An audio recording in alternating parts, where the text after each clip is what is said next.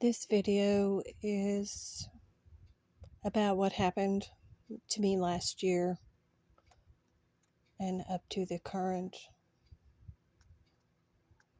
and it is to set the record straight because there is misinformation being conveyed repeatedly that is not correct, and it's not true, and it's not fact. So I'm going to tell you about my experience, and I know others who have had the same experience as I have. They are unjabbed people, and they became very ill. On September 17th of last year, I had just working a job, had been there about 2 months at this employer, and mostly working around people who had had the jab.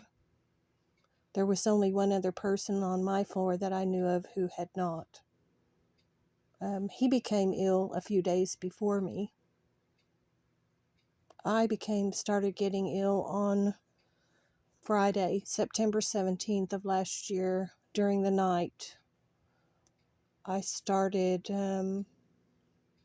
feeling really horrible, and I also seemed to be having something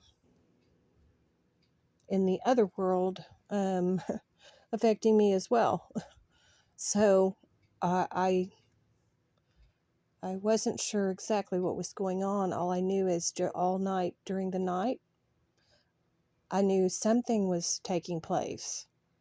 I woke up Saturday morning. My head was hurting so bad, like it had never, ever, ever hurt before. I can't even describe it. It was worse than a migraine, if you can imagine that. Every movement caused horrible, horrible feelings and vertigo, many bad symptoms.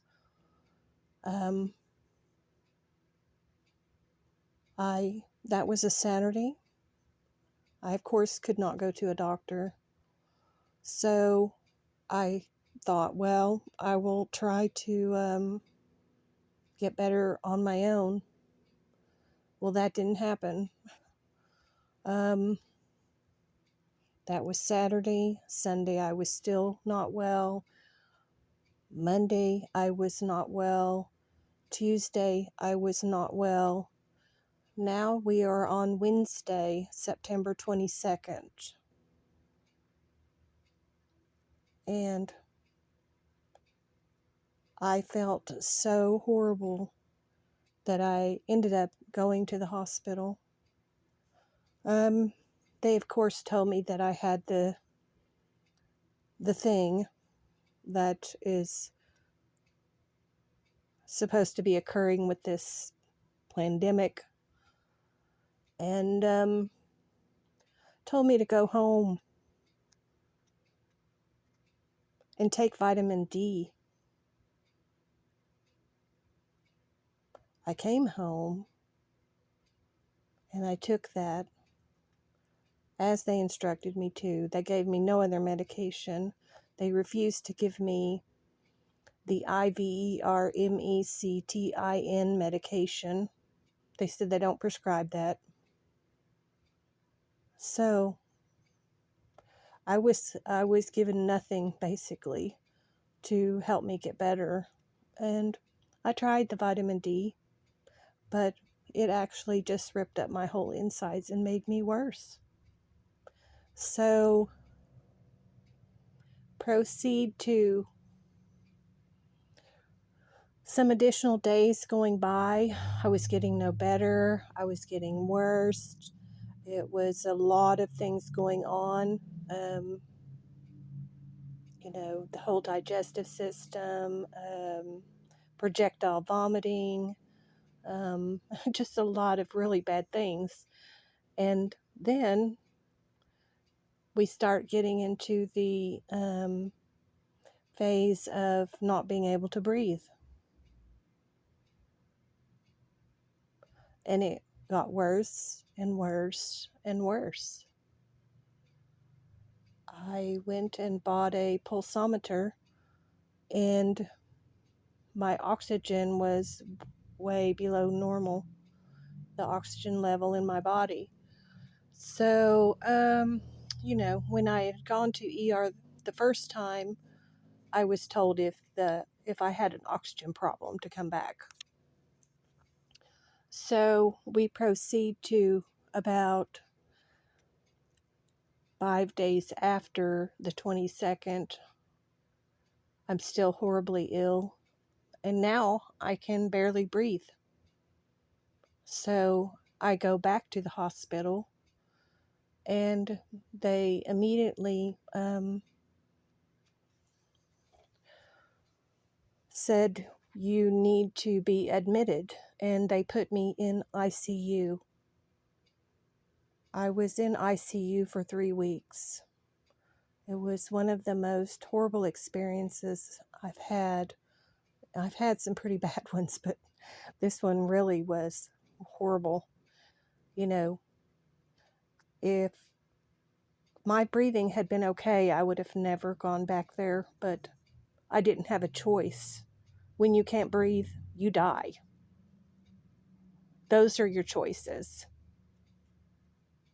Get help or die. So, there were many things that took place when I was in the hospital. An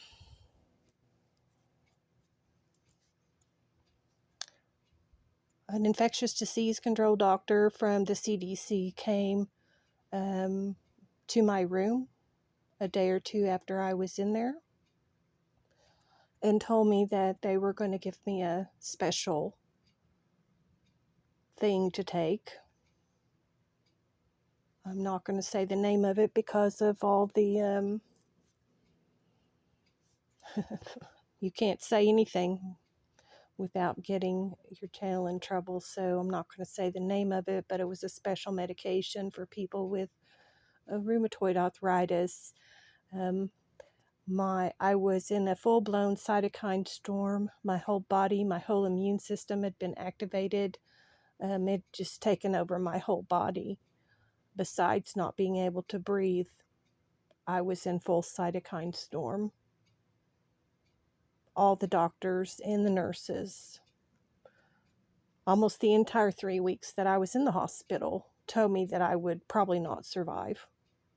They were constantly telling me, you're probably not going to survive. Even the infectious disease control one told me that. He said, if you don't respond to this medication that I'm getting special permission for you, if you don't respond within a few days, you're probably not going to make it. So this was the atmosphere of the hospital.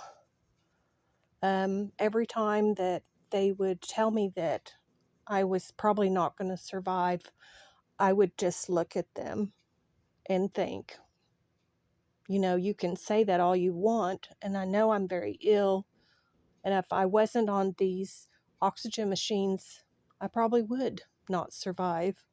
They had put me up to the highest level oxygen machine you could be on. There was no other level. They bumped me from the lowest up 3 levels to the highest one. And if you didn't survive on that oxygen machine, you weren't going to survive. They were quite upset because I would not allow them to put me on a ventilator. I said that from the beginning. No, I will not consent to that. And they certainly didn't like the fact that I would not consent to that. So I'm on the highest oxygen machine that you can be on. And I was still having a difficult time. But my knowingness told me that I was going to get through that. I just ignored what they said. I didn't listen to them telling me that I wasn't going to make it. So, and you'll have to excuse me because I still have problems from the illness.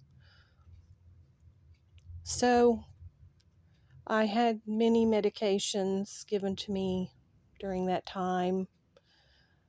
Because you're on steroids, then it makes your blood sugar go up, and then you have to have shots for that every day, and you have to be monitored. I was monitored 24/7. They came in and out of my room 24/7. They monitored every aspect of me.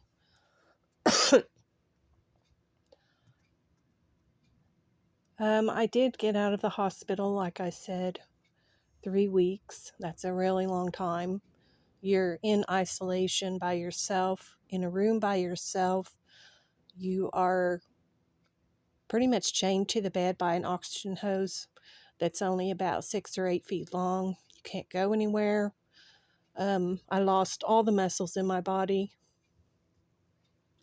You know, your whole body just gets depleted from this illness, whatever this illness is.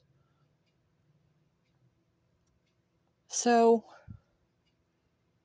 go to the third week after everything that I endured during those 3 weeks. I had a nurse Ratchet.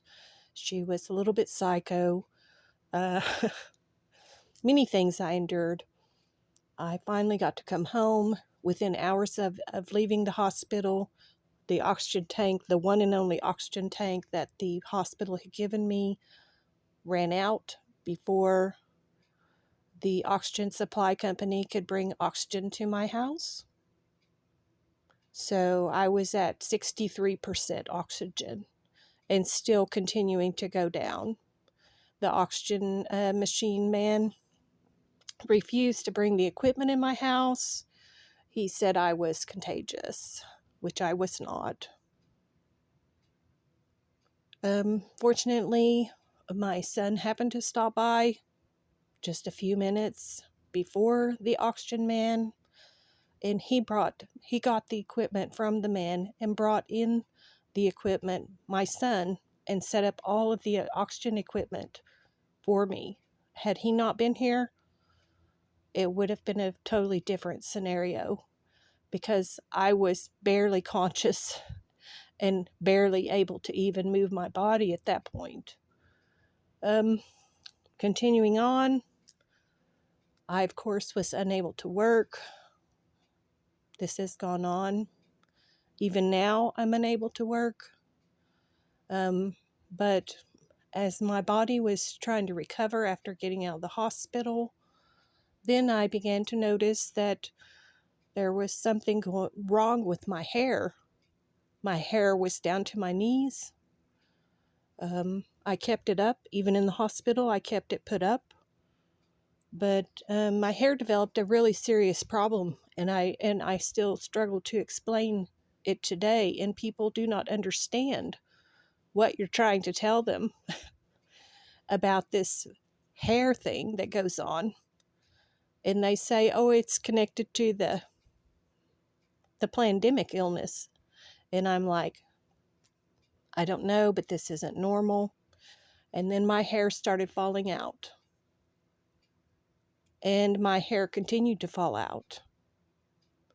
And after about 80% of my hair had fallen out, I just cut it short. And of course, that didn't stop it from continuing to fall out. So it continued to fall out. So I lost all of my original hair. And, if I hadn't, it would have been an issue, because the hair that was on my head was no longer behaving like regular hair. Very hard to explain. In any case, I just about froze to death all winter, because I barely had any strands of hair left on my head. I've worn hats. I'm still wearing hats. My hair is maybe about an inch long now, and that's it. So I've gone from hair to my knees to no hair. Now it's finally growing out again and seems normal. But, I'm a long way from having my hair back, it will be a long time before it all grows back. In any case, it's been a very long, difficult experience. Even if the doctor released me now to go back to work, it would be difficult for me too. I just don't think I even could. I don't think I'll ever be able to work a full-time job again. And as you can see, just from recording this one video, my voice and my lungs are starting to feel it. So why I'm telling this information is because people are saying only the jabbed are getting sick. And that's just so far from the truth. So far from the truth. My brother got sick.